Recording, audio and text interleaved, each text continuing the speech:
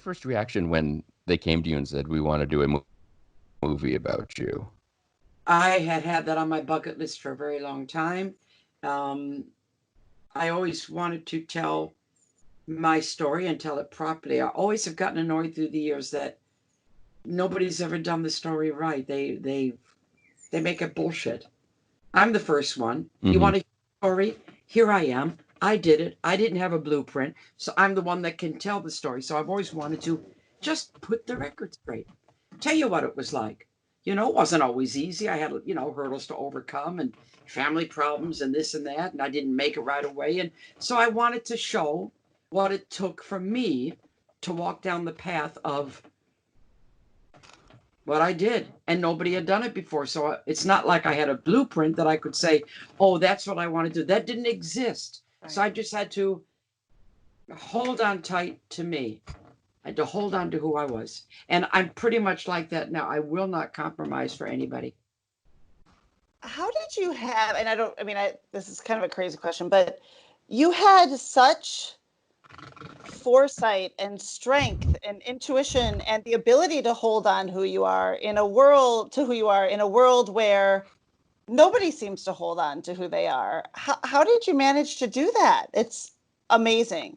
I think it was both. It's a double-edged sword because when you're one of 5 kids, you are looking for your voice. Any big family person would tell you that. And I was kind of like the horse they didn't bet on.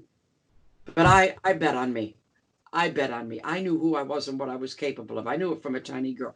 And once I found my voice, I just wouldn't let it go. That's my message. Mm-hmm. And when I got my, I'm jumping ahead of the story, but it seems to be important right here. When I got my honorary doctorate degree at Cambridge University, which is just surreal. I don't have a diploma. So I had a speech written here next to me, and I looked at the sea of intellectuals. I'm going, how did I get here? And I just threw the speech aside, and I found myself saying the following. Then I cried. I said, it doesn't matter. I'm looking out at this sea of people. I said, it doesn't matter your color, your race, male, female, doesn't matter. Each and every one of you, your job in life, you have a light. We all have a light. Go in there and find it. Switch it on. And let nobody ever switch it off. And then I cried. That's my message to the world. Find your light. We've all got it, Yeah. And it seems like that's sort of the mantra you've kind of lived by for your whole career. Did you have that feeling going to London by yourself, Yeah. coming out of Detroit? Yes, it was, I was always waiting for the tap on the shoulder. I'm not going to lie about it. And I've talked about it with many other people. What other word can you call it? It's called X Factor. Let's just use that as an example. Right. Okay. It's you sound like you're bragging. I'm not. I'm just telling you what I knew I had. Mm-hmm. And anybody that has it goes, yeah, because you just know it. You know it from a tiny kid. And if that was my calling card that was going to get me through life, then I better know it and I better use it, So I just always knew that I was going to come over here, going to get the tap on the shoulder. So it came twice in 1 week. And in the band that I was playing in, it was the first time for like 18 months out of 9 years that I was in the background. And I only did a few songs a night and basically just played. So I got really good on my bass at that point. But the 2 record companies within a week saw me. And both record companies didn't like the band. I was at the back. I came up, did 2 songs from back. They both offered me a solo contract. So it's a no-brainer, isn't it, really? So when I finally found out, which my family didn't tell me, as you saw in the film, they didn't tell me that they wanted me, which it's bad because, mind you, I would have gone and made it anyway because that's my nature. Maybe it would have taken a bit longer, but somebody would have found me somewhere and I would have heard it. But I went, and it was very sad leaving them. Yeah, it was. I was leaving everything I knew, my family, my band, everything. But there was no way that I wasn't going to take this chance, you know? So I just sucked it up and was lonely and cried myself to sleep and did what I had to do to keep my voice, my voice. And I am the kind that will not compromise myself for anybody. I won't do it. I won't. Well, then consequently, you changed the world. By honoring your voice, you opened up a pathway for so many other voices. I know. And I was saying to somebody a little while ago, this is all hindsight because I didn't do it thinking I'm going to do it for the girls. That wasn't even in my head. All I was doing was being me. And I didn't know this was happening until it happened. And then I went, Jesus Christ, what did I do? But as hindsight, you look back on it and, you know, you get people like Debbie Harry and Cherie Curry and Kathy Valentine. And Cherie gave me an award at the She-Rock ceremony and she started to cry. And I just kind of went. And then I was doing an interview with Kathy, who also gave me an award in Texas, and Cherie. And we're talking, and Kathy started to cry. And I'm going. Then I had my friend from the Baby Alamos, Suzi DiMarchi. She came over, stayed over, went up to the ego room, and she started to cry. So when I look at these things now, what I realize is I think without meaning to, I gave permission for these women who didn't fit anywhere. And all of a sudden they had a place they belonged. And that's why they cry. I called out to them. I said, you can do this, you know, not knowing it, just by being me. So that is a pretty wonderful thing to take to my grave when I go. Yeah. Yeah. And did you Yeah. have the feeling that you needed to ask permission? That I needed? To ask permission with, you know, first the pleasure seekers and then on your own. You didn't, did you, who was your sort of the person you looked up to and said, if I could be like that person? I didn't ever ask any permission for anything in my life. And I've been told by some of the toughest people in the business that nobody tells me what to do, but you can suggest. And don't I look guilty? That is a guilt. I know that makes me laugh because I know I am like that. I am like that. I don't do gender. I never have. My hero was Elvis Presley from the time I was 6. And I watched him on TV and I had the light bulb moment at that age. This is absolutely true. I went, I'm going to do that. And I knew it. So I just always, I knew I was different. I knew I didn't fit anywhere. That's the thing. When, you know, if you don't fit anywhere, you got to find a place to fit. So I created my own niche. That's who I am. This is me. It's amazing. What was it? So Luke's going to laugh Here at we me. go. I grew up in Detroit. I'm in Detroit right now. When I was 8, I moved to London. And I grew up worshiping Leather Tuscadero. I worshipped you as Leather Tuscadero. I wanted to be you. I wanted everything, aspired everything about it. When we moved to England, all of my friends worshipped you for all the amazing things you had done musically that here as your fellow Detroit hometown girl, I hadn't experienced yet until No, because a lot of you in America got acquainted with me through that show. Even though I've been there doing lots of tours, right, lots of album airplay, right. it really cemented from that show. So in America, I'm known as the girl who plays Leather Tuscadero. Everywhere else in the world, they say, weren't you on that show? What was it called? Happy Days? Right, right. Like, wait, you did that too? And it doesn't matter. Leather Tuscadero broke down the door, and so did Suzi Quatro. And guess what? We're the same person. Right. But was it, from the musical side of it, was it odd living across the world and having people back here not necessarily having experienced all the incredible things you were doing as they were happening, not discovering them until later or until other people are saying how incredible you are? That had to be kind of surreal. It was a little bit strange. I had to do a different set when I toured America. I started touring there in 74. So it wasn't filled with hits. It was filled with my albums, which is all my own stuff.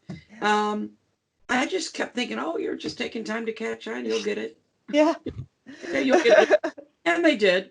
And now I'm in the happy position of America rediscovering me. So That's a nice thing to have at 70, isn't it? That's awesome. Yeah. Well, and Amazing. that's the great thing Yes, about at the film 70. too. Oh, yeah. I love it. Building off of what Heidi was asking, what was Joni Cunningham like as a bandmate? Aaron. As a Nice. leader, let's say, band leader. She came in as one of the Swades just for one episode. She was a nice girl. I liked her. She had some problems later on. Those problems were not evident when the show was going on. I think those problems came later when she didn't have that to hang on. Mm-hmm. He was very involved in that. I'm very good friends with Ronnie still. I'm very good friends with Henry still. As you can see, he's in the film. Yeah. And in fact, Henry's comment really gets me. I love what he says. And That's I love how he says it. He Oh, means it. you can tell. Oh yeah. My son pointed out to me that as opposed to other documentaries, and I think you'll probably agree, everybody in this film is in there because they want to be in there. And they're speaking from their heart. And you really feel that genuine, don't you? That Mm-hmm. genuine coming out. And it's so heartwarming and it's so humbling. When I saw it on the big screen, I just cried the whole time, because it's, well, you think to yourself, geez, like Debbie Harry, she's a friend of mine. I wanted to do something that the director wouldn't let me do. I'm mad at him, but I suppose he's right. When Debbie says in the film, Suzi Quatro is so beautiful, I wanted my voice to come under it as fuck off, Debbie. Now, wouldn't it have been amusing? Yes. But he said no. Let the compliment go. A lot of compliments you can take, but I can't take Debbie Harry telling me. Sorry, what doesn't compute? Right. Well, it's a lovely thing for her to say. I really wanted to do that. Oh, yeah, we would have let you do that. Yeah. Fuck off, That's Debbie. that's the kind of shenanigans we've encouraged. Yeah. And you did a This Is Your Life on the BBC, and this film is essentially a This Is Your Life. I mean, you've had now twice the sort of Tom Sawyer version of getting to sit there and listen to everybody speak your praises. I mean, that's got to be really nice and fulfilling. And to see, in 90 minutes, here's your whole story and here's the reach you had, like we were talking about earlier. It's amazing. It's amazing. That's what affects me when I watch it on the big screen. I just go, yay. Yeah. I have in my house an ego room, right? Everybody should have one. And this is how I've survived all this. And I'm very normal, as you can see. I'm a very normal person. Right. I get, one of my friends went, Yeah. he's not here anymore. So, to you. I have to go up. This is how I handle my life. The ego room is on the top floor of my house. So you go up 2 flights of stairs. And on the 3rd floor where it is, it's crooked. The wall, you can bang your head. It's an old 15th century house. So you have to be very careful to get to this ego room. And then you get there and there's a very heavy wooden door. And I had a plaque made. And it says, ego room, mind your head. And you go in and it's full. On the table, you see the red book, This Is Your Life. So poignant. It's got clothes down one end, suits, my lots of different jumpsuits, jacket from Happy Days, all the different clothes, 3 bases in the corner, videotapes all in order all the way around, CDs, DVDs, pictures in every single space available, stage things, scrapbooks, the, what do you call them, the passes, everything. Mm-hmm. And you can go in there and sit there and you can enjoy everything Suzi Quatro. And it's very quiet up there. It's the quietest room in the house, which is funny for an ego room. And then when you come out, the important part is, for me, is I close the door. Yeah. And that's how I handle this business. I love it. That makes sense. I mean, I've heard stories of Neil Young going into his archives and being surrounded by every recording of Cortez the Killer and basically saying, I got to get out of here. This is creepy. I mean, it's similarly where it's like, I can visit, but I can't stay long. No, I can't stay long. No. Yeah. It's just, but it is a beautiful room. I love it up there. My granddaughter was helping me do it. She was about 12. My daughter was here. She helped me, and then she went home. My granddaughter stayed, and I gave her the job of taping some pictures back into scrapbooks where the tape had worn off. So she's Mm. taping for about another hour. We had ratted all day, and she turned to me and she said, "Grandma, I have to go downstairs." And I said, "What's the matter?" She said, "I can't look at you anymore." That's amazing. That's great. What is that like, being able to share such an amazing legacy with a granddaughter, with a grandchild of any She gender? loves it. Oh, she loves it.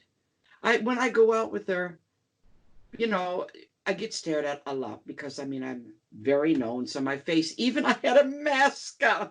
I had a mask. I couldn't believe it. I had a mask on in the shop just yesterday. And I said something to somebody. She went, "Are you Suzi Quatro?" I said, "You kidding me?" Come Are you, on. this is oh my God. But it's cool to do that. She thinks I'm cool. When I try to, which I don't really do, but if I ever put a hat on or something like that, and I'll say, this doesn't seem to be working, this little bit of a disguise. And she says to me, "It never works, Grandma. You always look like you.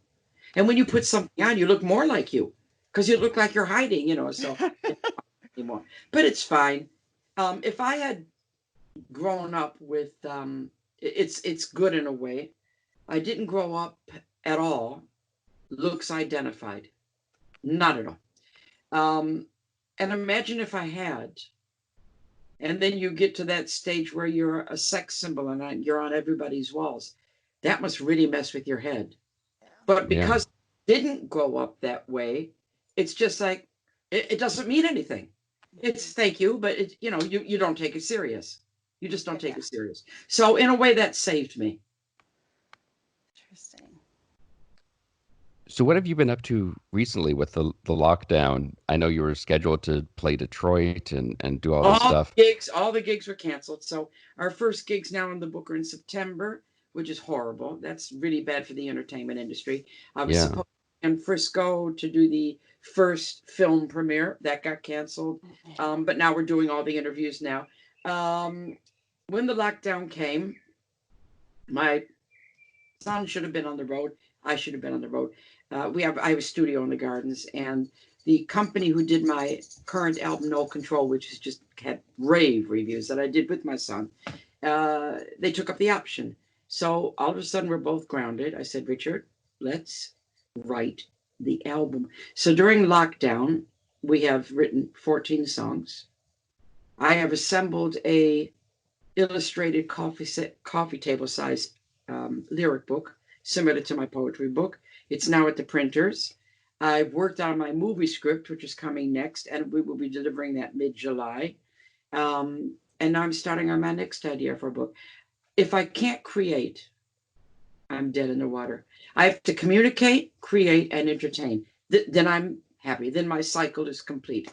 So I've been using my time. I've been doing bass lines on the internet, Suzi Quatro's bass line. Everybody's loving those. I've been doing Suzi Sunday specials where I play a song at the piano. So I tried in my own way to lift the mood as the entertainer that I am. I'm not getting paid for it. There's a lot of work that goes in, but Hmm. the, the comments from people, they've gone, "Oh, we wait for this every more." I say, "Oh, that's nice. Thank God, I can do something to alleviate it. Hmm. And that's got to be hard as an artist being stuck in this place where your creativity is continuing to go, but It drives, there's well, that's why I have to be creative and do something. I actually put on Facebook not that long ago. I said, "Oh my God, okay. I don't have a schedule in my hand. I don't know when the flight is. I don't know where the hotel is. I don't know where time sound check is. My bag is packed and I'm rolling it. Who am I?" And they all said, "Don't worry." I said, "Who am I?" And a lot of the musicians answered, "Oh God, we're there with you." You don't know what to do with yourself. If somebody doesn't tell me what time I need to be somewhere, I don't know what to do. Because my whole life has been running on schedule. There's yeah, always something is slotted in. yeah. So Even you had just to sort of you're my last one now. So then I've crossed it out, and then then it's my time. And it's Yes. movie time. That's amazing. When you look back on all of the incredible things you've done thus far, because clearly there is a whole lot of other great stuff coming, just waiting for quarantine to be lifted. Is there and I know it's impossible to do this, but is there a particular moment for someone who maybe isn't familiar with all the things you've done that stands out as the most pivotal moment in your career? Oh God. Oh, that's hard. I know, I'm sorry. Yeah, Happy Days, watch that. Watch any of the early shows that I did, when you're playing in front of thousands and it's just you. I mean, the one that just came to mind was when I turned 50. I was doing the biggest outdoor gig in Germany and I played to 22,000 people on my 50th Wow. day and they brought a cake out. That's pretty cool. That's pretty If awesome. you're going to turn 50, Right. do it that way. There's been some pretty wonderful moments in my life. A lot of them are in the documentary. The best place to start is with my hits. Start there. Yeah. And then you Mhm. get to know all about me and you educate yourself. And I would say don't watch Happy Days till you're further down the line of who I am. Agree. And then you can Yeah. I slotted into that and how that became Yeah. part of me. And yeah, I mean I'm Dr. Quattro now. I know. From Cambridge, no less. Yeah, but I didn't graduate high school, which I think it's me going. Yeah. Fantastic. Right? I mean, it's truly so much of what you've done is what so many people dream to do, but don't have the strength to listen to that small voice inside of them telling them that yes, you are as special as you believe you are, as you know you are. And That's just to hear that story and hear how you've done that, I think is so inspirational for people to go, you know what? I can do this. If she can do this from Detroit and move this to is what the London girls by say. herself, This is what all the right? girls say. I gave them permission Ah, to yeah, be something different. right. You How great is that? Oh my God. You can be anything you want to be. Mhm. I'm all for that. Stay true to yourself. It's all your There's a song on my current album that everybody agrees. Everything I've written so many songs. If you say to me which song is you'll have to play that. It's me. And it's called No Soul, No Control. It's the first track on the album. And there's a video of it on YouTube. The Awesome. word the words are completely me. I've never written a more true song. And it's what we're discussing. That's what made me think of it. Awesome. Love it. All you got is you at the end of the day. You got you. Yeah. Yeah, Yeah, that's it. it's true. Why do I think I'm talking to you? Because we're. I'm watching your face. I'm a real good people reader, so I'm watching you. And you're relating to that big time. Yeah, yeah, for sure. Yeah. For sure. No, it's amazing. And it's so true. It's so true. And people are scared of themselves. I think a lot of Yeah, they times are. too. There's one line in the movie, whenever I hear it, I go, it confuses me. One of my sisters says it, and you'll get this. She says, oh yeah, Susie's always going. She won't let anybody stop her, not her family, not her husband. And I'm thinking, as soon as she said it, I went, why would Right. why would anybody want to stop anybody? I don't get where that comes from. Do you? No, it's Why true. would you why would you stop somebody? Why stop somebody on their path? What harm am I doing to anybody else following my road? Yeah. Well, I Yeah. thought that was something you were, very forthright in the documentary and really allowed people to see kind of the reality of the struggles of coming from a large family Right. and your Right. path being different. And it was really wonderful for you to allow yourself to be that vulnerable, even for your family to participate as well. And I think that's a huge benefit that will come from viewers too, because we all grow up in situations where we're like, oh Sure. man, Oh, we do. And I had editing scissors, I had editing scissors. And well, you have to. It's my right, life. And right, Mhm. I said to the director, because if nothing, I'm honest. I'm a no bullshit girl. I'm an honest girl, straightforward. You might not always like what I say, but at least you get the truth from me. I won't bullshit you. But saying that, everybody has their own truth, sure. And I said to him, I won't use the editing scissors for anything that is important and it's true and it's somebody's opinion. So maybe somebody says something I'm uncomfortable. If that's how they feel, that stays in. And I kept true to that. And this is what people are reacting to. Sure, it's painful. It's hard to watch. But I gave them the chance to speak. I didn't write the questions. I was nowhere near the interviews. And they spoke their mind. So why shouldn't that be in there? This is how they feel. And that's okay. I mean, it's hurtful, sure, but why shouldn't they be able to say? They don't have to say, "Oh, she's wonderful." They're never going to say that. No, because Debbie Harry's going to say that. I was going to say Debbie Harry's available. Yeah. and I'm beautiful. Don't forget that one. Right. I can keep saying that. I don't care if she was lying. She said it. I'm pretty sure Debbie probably wouldn't lie either about something like that. I've got a little email from her because we are friends, and I printed it out and I framed it. It's up here on my board. She wrote to me, whether you know it or not, you are a true genius in every sense of the word. I just went, see, that gets me misty-eyed. What a lovely thing to say. Oh, Yeah. wow. Wow. And I think it also says something too about your personality, about just who you are, that all these people are not only willing to say this stuff for you, but are so, we're involved at the film, agreed to sit down with everybody. Like that takes some time. And that they were all willing to do it for you, I think says a lot about who you are and how important your work has been to them. It's humbling. It is humbling. When I watch it on the screen, I just go, I snuck in, I'm going to have to go in a minute. When I snuck the first premiere that I did here in London at Regent Street, it was sold out. And I was so nervous because I hadn't seen it on the big screen and I hadn't seen it with an audience. And no audience is predictable, I'm going, oh my God. But they reacted in every part like I thought they would. But I was standing on the side and I was just in tears the whole time. Sometimes happy, sometimes sad. It just really blew me away. I kept going, I did that. I did all that. I did. Oh my, he said, and then I had to go up and do the Q&A, Wow. Yeah.